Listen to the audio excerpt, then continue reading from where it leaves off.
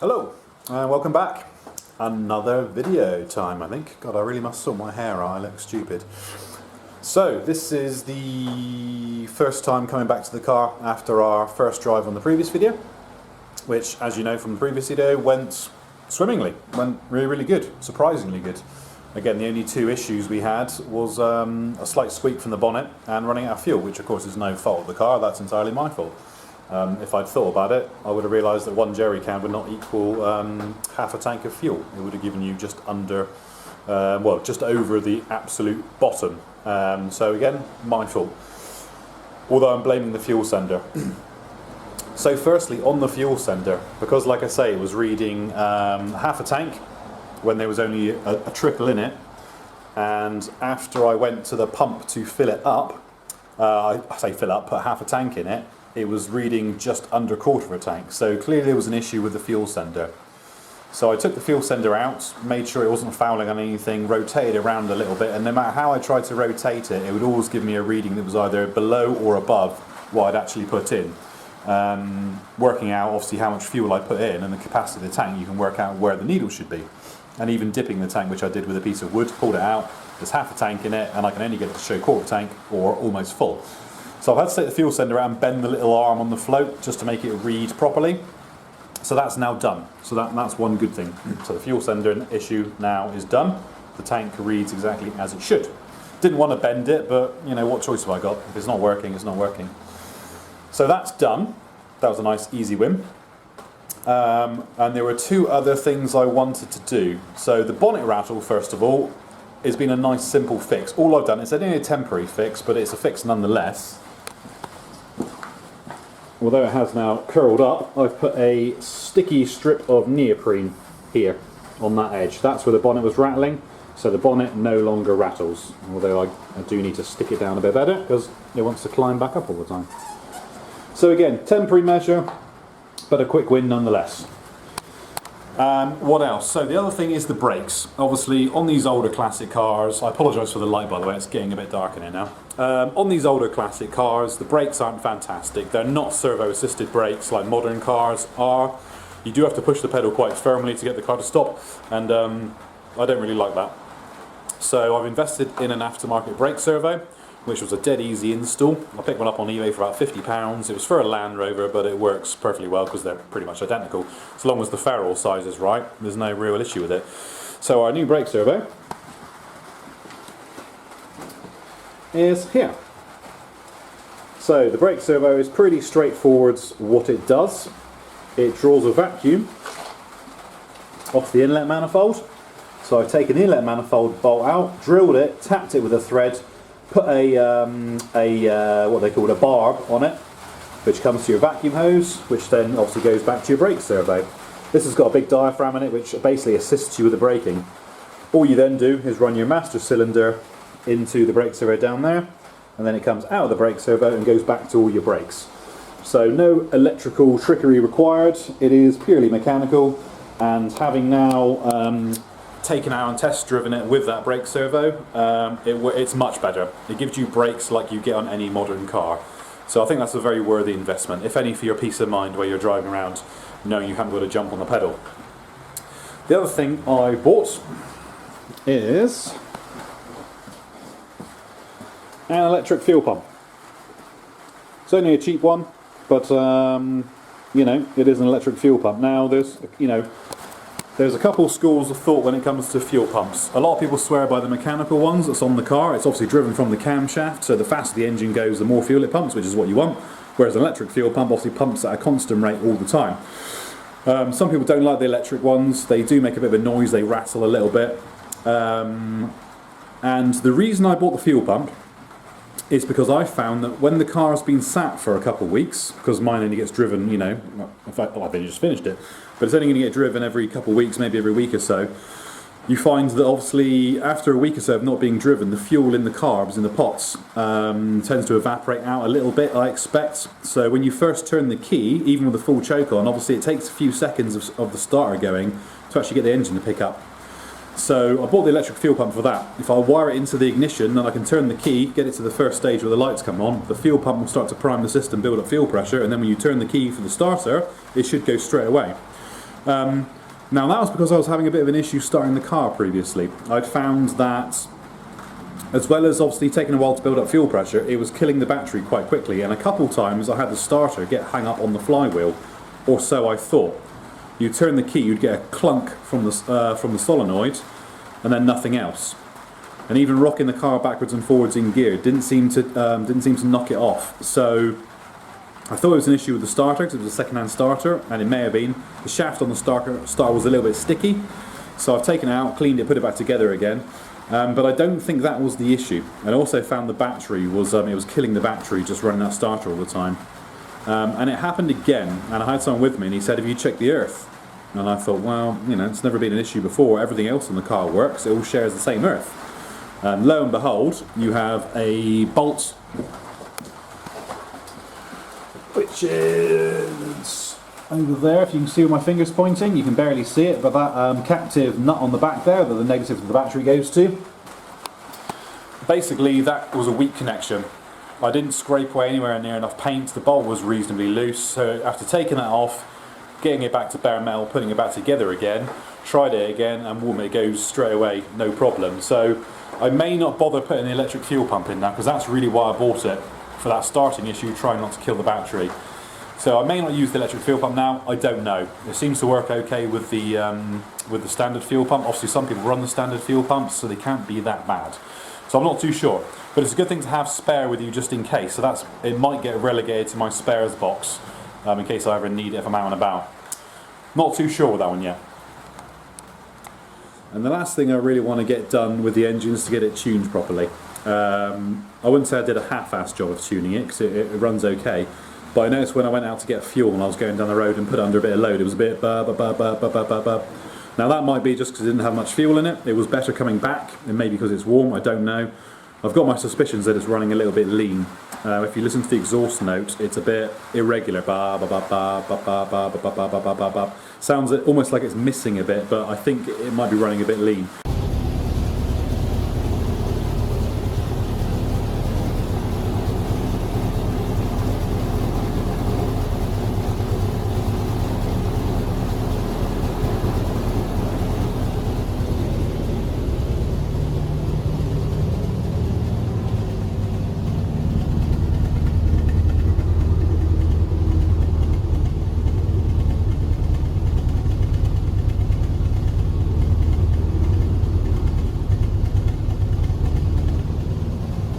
So I've ordered a vacuum gauge, which obviously you can put on the carbs, which will make sure the balance is right, because I did it with not a very, very good way of doing it, a bit of U-shaped hose with some fluid in the bottom, offering up to both carbs and watching the fluid level. I know some people swear by it, some people say you can do it by ear with a bit of tube, and that's how the old school people do it. But a little vacuum gauge which has a float and a needle in it, which will show you exactly how much air each carb is drawing. So that's the first thing I'm going to do. Go back to Billy Basics, check the vacuum on both carbs, make sure it's drawing evenly, and then I can look at the mixture adjustment, because that could be it. I haven't had a lot of luck adjusting the jets and trying to get one of the carbs to run properly. It all seems to be lean. Whenever I lift the pot even slightly, the engine tries to die, no matter how much I rich in it. So I need to look at that again. It might be the needle in the carb, it could be a lot of things, but I've ordered the vacuum gauge, so I'll give that a whirl when that gets here, get up to temperature, and then start to look at the mixture.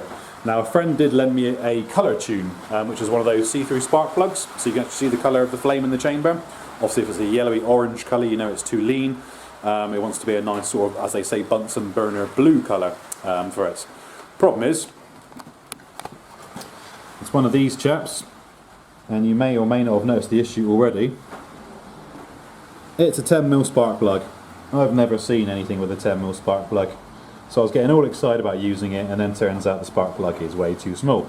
So I need to order one with whatever the normal size is of spark plugs. 14mm is it? Is that the normal size of spark plugs? But they are £40, so it's a bit, you know, I don't really want to spend that much money on something that I'm only going to use, you know, once in a blue moon. So I'll keep an eye on eBay, see if one comes up. If not, I'll just do the mixture by ear again, you know, lifting the pot ever so slightly, listening to the pitch of the engine, hopefully get it tuned up a little bit better. So that's the few things I've done. So the fuel gauge is now reading correctly. The earth to the battery is much better now, meaning I don't get any issues starting it. Got an electric fuel pump just in case we need it, but I don't think we will.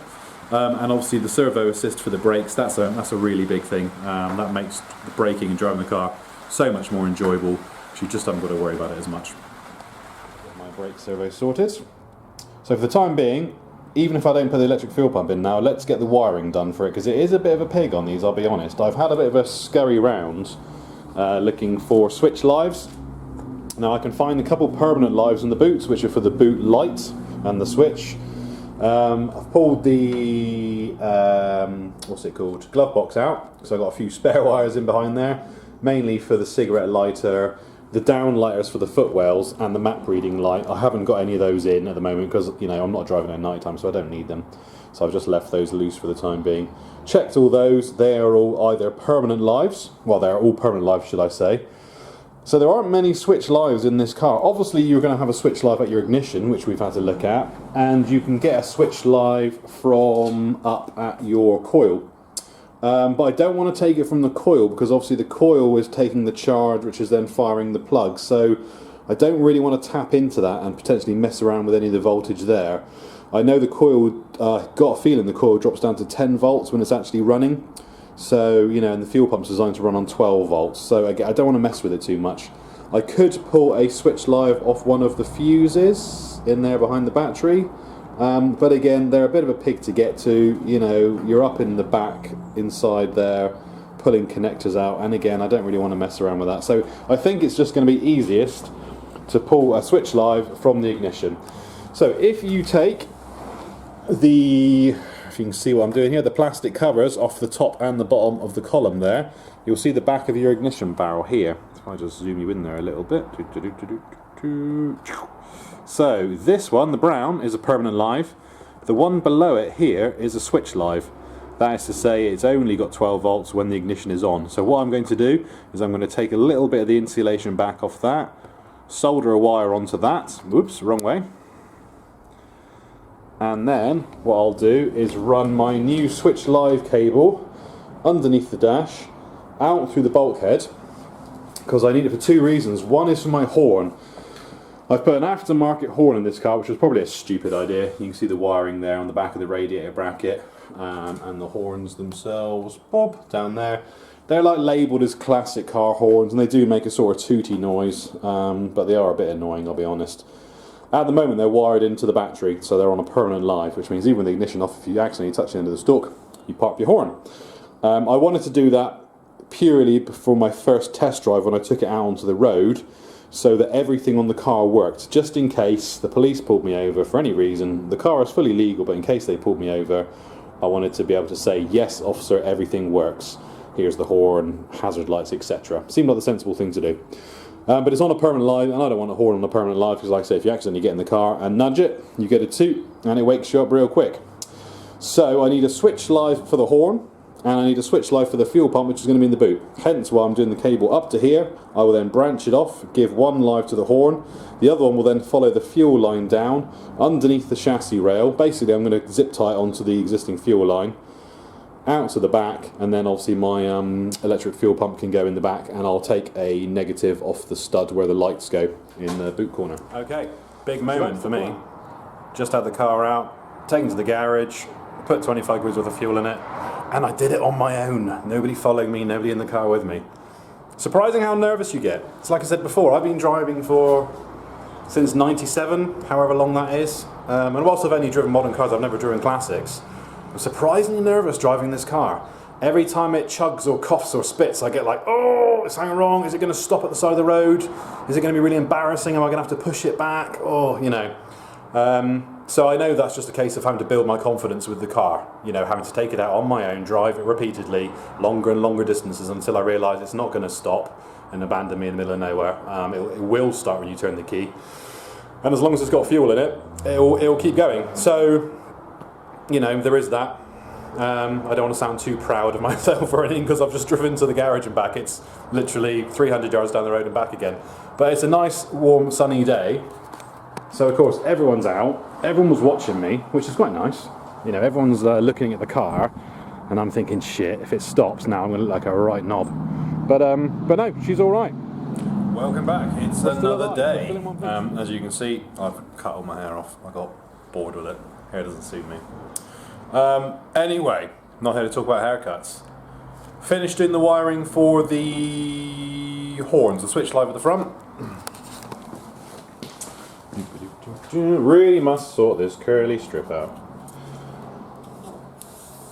Get a bit of CA glue in there. So yeah, so the wiring has come through the bulkhead. You can just see in the corner there where the wiring comes through a little gap at the top of the fuses. Boop. And that then goes down to our horns, so that if you press the horn button with the ignition off, nothing happens. So that's good. Obviously we haven't put the electric fuel pump in yet. I'm still a bit undecided as to whether to actually put that in or not. I don't know. For the time being, the standard fuel pump seems to be working okay, so we're just going to leave it in there. Yeah, and everything else in there is good to go. So today, what are we doing today? Today I want to look at the tuning. So the first thing I want to do is make sure the vacuum balance is set right between the two carbs, because obviously that's really important when it comes to tuning. It's well documented online. I'm sure most people know how to set up and tune SU carbs. Starting all the way from, you know, things like checking the point gaps, checking your valve clearance heights on the rocker arms, all that sort of thing, all the way then back to the carbs. Now I did the vacuum balance very, very crudely when I did it the first time round, so I've actually invested in a vacuum gauge. So it's not the best one money will buy, I'll be honest. It was 25 quid and it isn't really worth 25 quid. It's one of these plastic ones. So this is a Gunson's vacuum balancer. So all you have here is a plastic tube which has got a small metal weight in the bottom, and if I stick the tube in my mouth,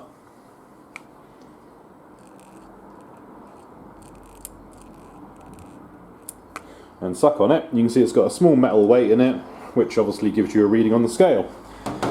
Then on the other end, you have your little disc. I can't spin it. Oh, I can spin it with one hand. So the idea being, you obviously stick the disc into the other end of that tube.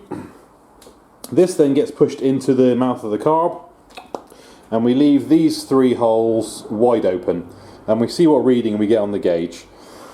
All we then do is start to close those holes ever so slightly until we get a good middle of the road reading on the gauge. It doesn't matter what it reads at all.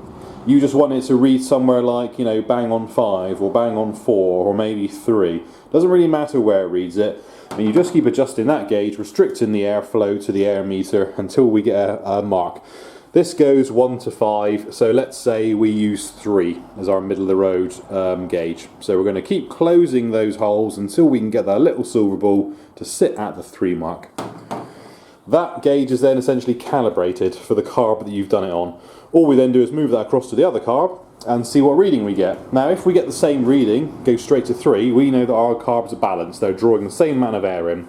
If they're not, then we can disconnect the throttle linkage, obviously remembering to disconnect the throttle linkage, because if you don't, then obviously any adjustments you make to the idle screw on this one is going to recourse to the other one. Obviously I have to take the air filters off in order to do this. So we disconnect the throttle linkage, just slacken off one of these nuts here until the throttle bar spins quite happily on its own without pulling both sides, and then we can adjust the idle screws until we get the same reading on both carbs. Now it doesn't matter whether it's idling at 1000 RPM, 2000 RPM or anything for the moment. All we want is that it's drawing an equal vacuum on both carbs. We can then dial those screws back in as we go. So if it's, say, idling a little bit high at, say, 1500, but it's perfectly balanced, then all we can just do is take that screw back in a quarter of a turn. Where has it gone? There. Then take that one back in a quarter of a turn, and keep doing that until we get our RPM down.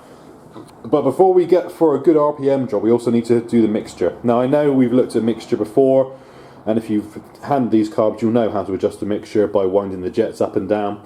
Again, I think I'm there or thereabouts, but I know it's not there perfectly, as you can tell from the audio sample in the previous clip. It's a bit and it shouldn't be like that. It should be nice and even. So I'm almost convinced we haven't got a perfect mixture, and I've got a feeling it's on that carb. But we're going to, before we do anything, we need to get it idling and up to temperature.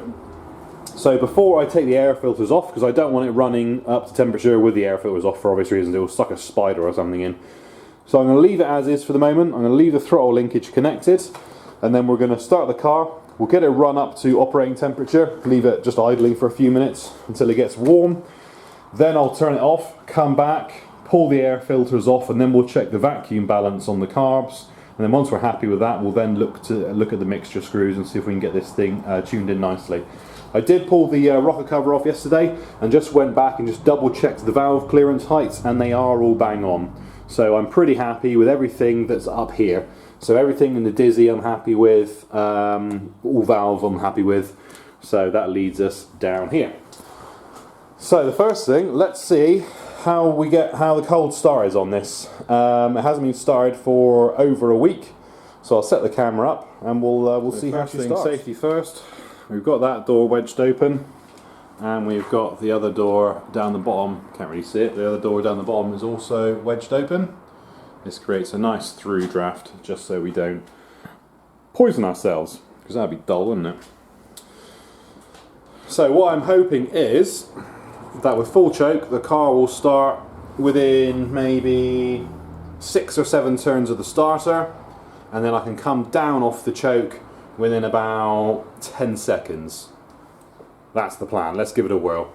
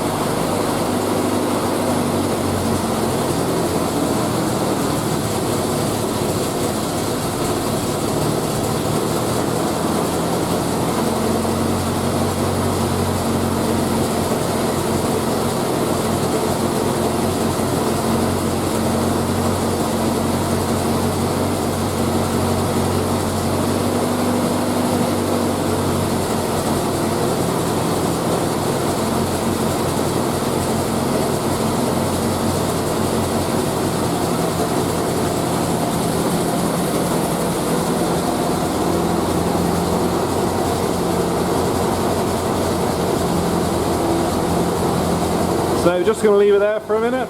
It's about 1200 RPM. Just going to leave it there for another 30 seconds or so, and then we'll close the choke all the way. Okay, engine is warm, up to temperature. We've pulled the air filters off, and we've got our vacuum gauge clipped onto the master cylinder there. I hasten to add, this gauge is a little bit winky wonky, so I'm going to have to sort of use both hands. So I don't know how well you're going to see it, but I'll try my best. The metal ones, the good ones, are like 60 quid. So I just wasn't willing to pay that for a vacuum gauge. These ones are 25 quid, which is still, you know, too expensive in my opinion, but, you know, there we go. So what we'll do is, now she's warm, we'll get her fired up again, and we'll check our vacuum on both cars.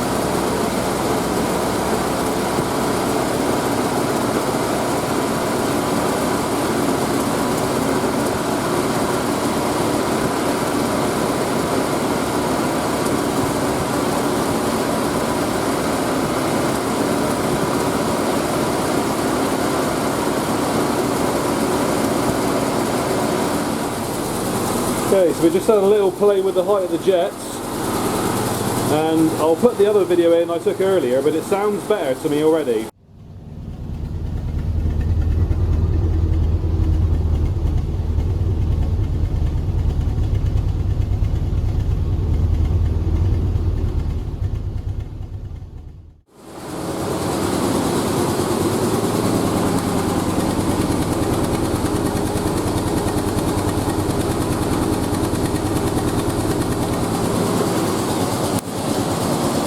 That sounds a lot more even, doesn't it? Before it was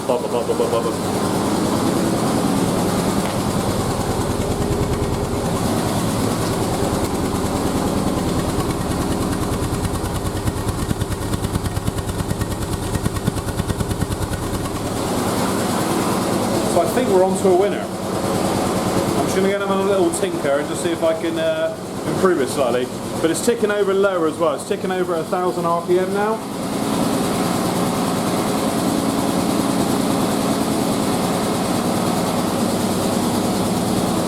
Which is still a bit on the high side. So I'm going to have another tinker.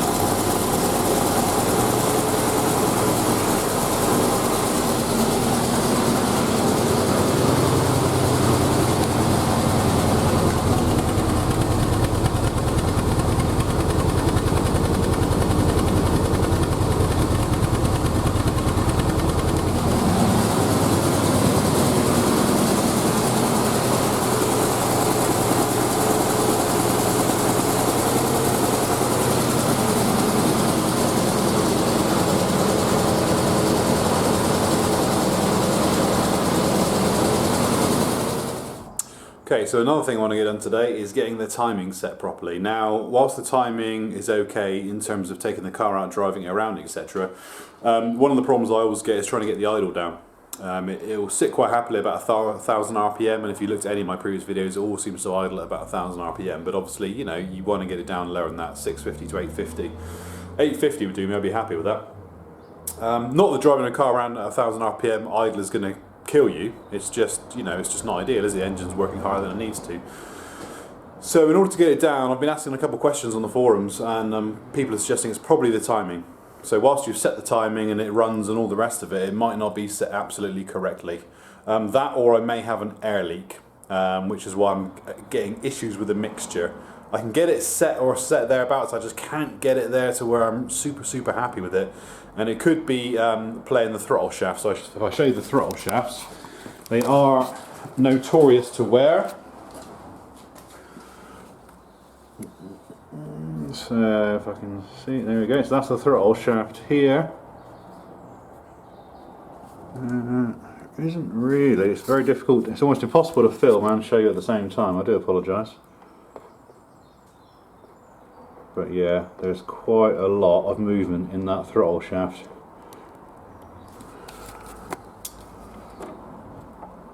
That side is better, but that right hand side, there's a fair amount of slop in that. So it's almost a given that I'm getting air leak via that throttle shaft. Obviously the throttle shaft sits behind the venturi where the air comes in, so you've got air being sucked in along the shaft. The throttle shafts just wear, they just do. It's a common fault. You can get new throttle shafts, you can get them rebushed. And looking at that one, I think that's exactly what I'm going to have to do. Anyway, we can still get the timing sorted right. So, timing. Again, loads of videos on how to do this. I'm going to do it the static way, which is using a test light. So first of all, as per the Haynes manual, we need to have, for the 1500 model, we need to have it at 10 degrees before top dead center. So if we look at our diagram here, we can see that on the timing guide there are 10 points, and the fifth one in is your 0 point. The next one after that is 4 degrees before, 8 degrees before, and then 12. So we want 10, so we want it in the recess. So it's 1, 2.5 before 0. So now whether I can show you this on the camera or not, I don't know. Obviously rotate your pulley until the timing mark on your pulley is lining up with those marks. So let me see if I can get you in down there. Okay, so you can just see the timer marks on the pulley on the top there. At this angle it looks like it's way off, but if you count those points in, starting from the right, 1, 2, 3, 4, 5. So the slightly longer one in the middle is 0, and then you've got 4, 8, and then the recess on the next one is the half. Now it looks like it's too far forwards, it's just the angle the camera's at. If I were to bring it around and try and show you a different angle, you might be able to see it, but I don't think I'm going to be able to get the camera in there to show you. You have to take my word for it. It's 10 degrees before top dead centre. So then what we've made is a little test light. It's got a spade terminal on one end and just a loose end on the other. And what we're going to do is put this light positive to the battery. The negative side is going to go to your low tension negative lead that comes off your coil, the black one down here. You can see mine's got a red spade connector on it. I've pulled it apart there. So I'm going to connect my test light to that, so that when the contacts break in the distributor cap, the light will either come on or go off. I haven't quite worked out which one it is yet, but it'll do one of the two.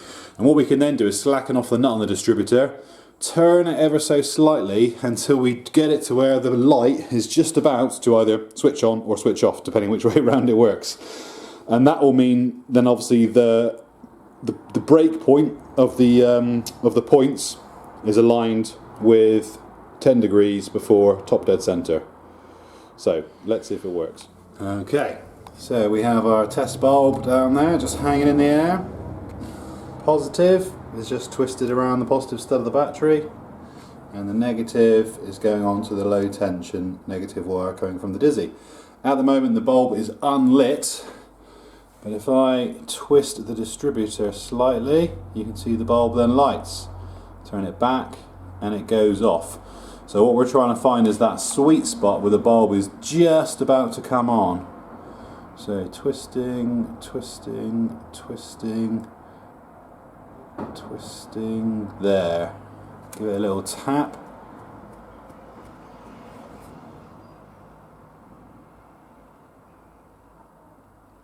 And it's off. So we are there or thereabouts, which is a different angle. I can tell just by looking at the vacuum hose, the angle of the vacuum hose, that is a slightly different angle to how we had it before. So what I'm going to do now is tighten the distributor back up, and then just make sure I'll leave the light on for the time being while I'm tightening it up, just to make sure it doesn't move at all when we're tightening it. And apparently that is a reasonably foolproof way of doing it. Even when people have checked them afterwards with a strobe light, they found it needs next to no adjustment. So one more time, let's give this a little twist. On, back a little bit, just about to come on, there. Teeny tiny. There. Okay, let's tighten this thing back up. Okay, so with the new timing, let's see how she wants to start. Full choke, in neutral, give it a spin.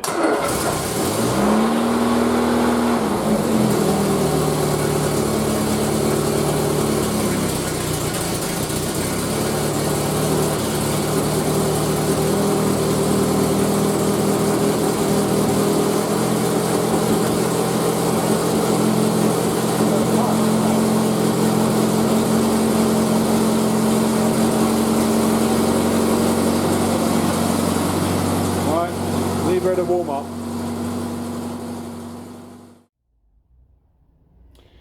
Phew, what has happened here?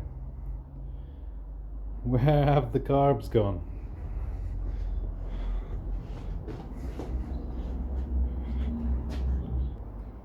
So after all that, getting it all tuned up, trying to get the idle down, tinkering endlessly with it and all that good stuff, I had a little bit of a meltdown with it. I had it running for a good half an hour or so just to get it all warmed up to temperature, so we can play with the mixture and get the idle tune right. No matter what I do, I cannot get it to idle below 1,000 RPM, and I'm just not happy with that. And people on the forums are all pointing to the same thing: you've got an air leak somewhere in your carbs. Some people probably know where this is going already. That's normally the cause of this sort of thing. If you can't get the mixture sorted and you can't get the idle down, it normally means you've got a vacuum leak somewhere. So one of the other points they made was, what heat shield are you using between the block and the carbs? And I must admit, I haven't got one. So I have now ordered one. So I've got myself my heat shield there. Sorry, trying to hold the phone backwards. Got myself a new heat shield. And got the carbs on the bench. So these are SU carbs, obviously. These are HS4s with a 1.5 inch opening. As you can see just by looking at them, they've seen better days. This one has got a threaded screw there on the top of the fuel pot, and I've had it stuck down with some sealant. Works perfectly well, no fuel comes out of it, but obviously it's not perfect. They are meant to have a spring that goes over the fuel line here just to protect it, which obviously they don't have.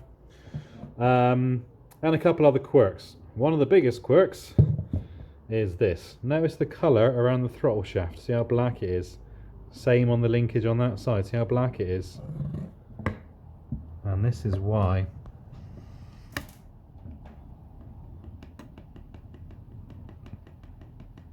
See the movement in that? And if I show you on the spindle, it's quite hard to show on camera. Hang on. Trying to move without actually moving the carb. But you may or may not be able to tell, there is play in that spindle. It's not good. Probably might not be able to see it, but you can probably hear it. So that one is the worst one. The other one isn't actually too bad.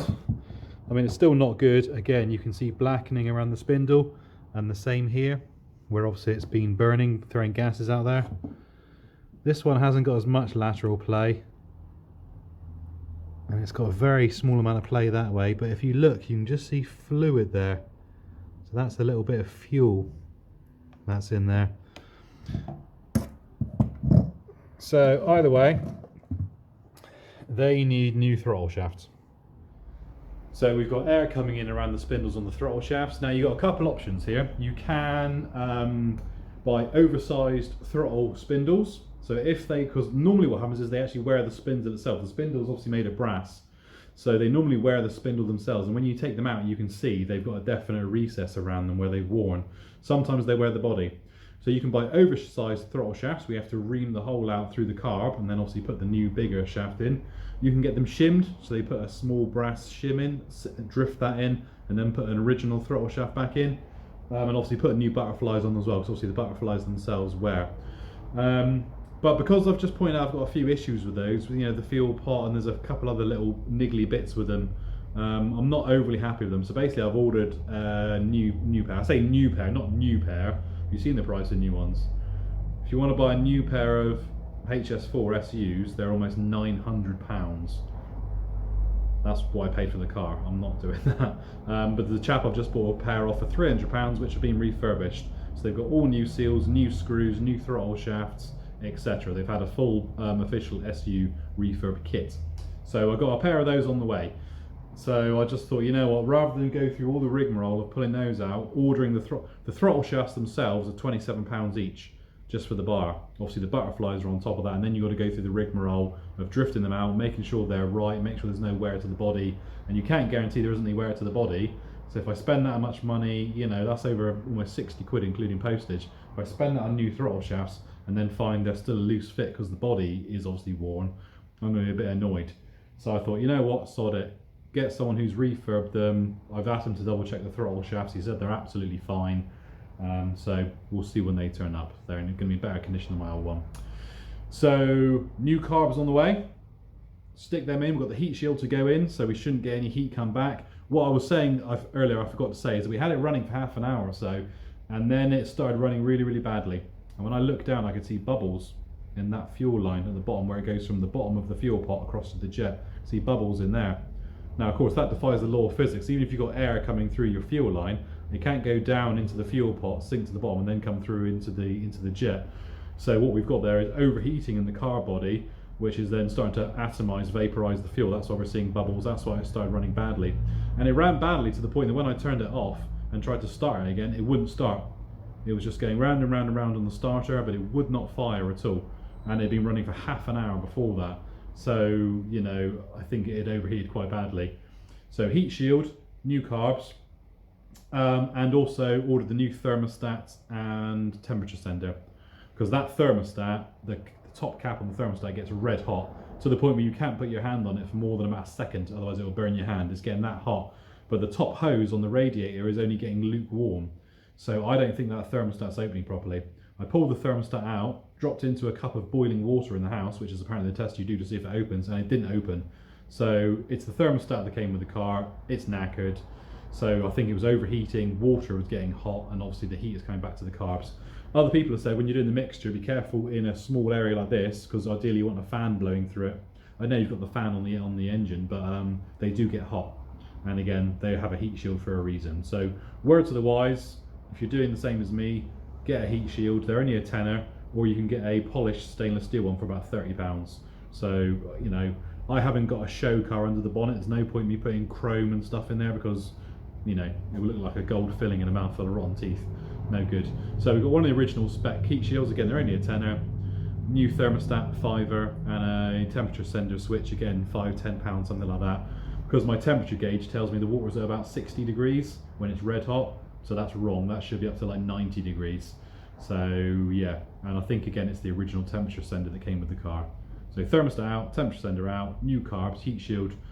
Fingers crossed now we can get the idle down to an acceptable level, about 700, and it'd be a lot easier to set the mixture as well. Because like I say, if you're getting a vacuum leak around your throttle shaft, you're just not going to be able to get the mixture right, and you're not going to be able to get your idle down because you're always going to be losing air through that vacuum. I can get it down to about 700, and then as soon as I blip the throttle and it dropped, the revs drop after letting go of the throttle, it just wants to die. Just wants to die. Anything below 1,000, and again, that's due to a vacuum leak. You'd think it'd be weak mixture, but it's, believe me, I've richened that mixture hellishly, and it still wants to do it as soon as you drop the RPM down. So anyway, end of this video. It's been going on a while. I do appreciate if you managed to make it this far. Quite a lot gone on the last week or so. You know, really wanted to take the car out and whiz it around and be like, yeah, it's amazing, it's great. But you know, the facts are what the facts are. If it's getting hot and I'm getting fuel vaporization in the carbs and I've got vacuum losses, no good. I don't want to take that car out and drive into the middle of nowhere. I live in Cornwall, right? It's the middle of nowhere. Most of the roads are. If I take it out to the cliff roads, and I've got some lovely scenery to show you when we do come out for a drive, but if I get out there and the car stops and won't restart again, or I've got issues, you know, I don't want that. I'm going to lose faith in the car, and I don't want to lose faith in the car because I've only just finished it. I'd rather spend more time, more money, having come this far to get it straight and get it running nicely to where I'm confident with it, then take it out and do the nice things, the actual enjoyment of driving it, rather than try and bodge it now and go, yeah, it's great, you know, and then get 10 minutes from home and things start, you know, going badly. So that's it. So next video update, get my new carbs, get my new bits on, fire it up again, idle mixture, all that good stuff, and then hopefully, fingers crossed, it runs nicely. If not, I'm just going to set fire to it, and that'll be the next video, me setting fire to the car I've built. So hopefully the former rather than the latter. But as always, thank you for bearing with me, and thank you for watching. I do appreciate it. See you next time.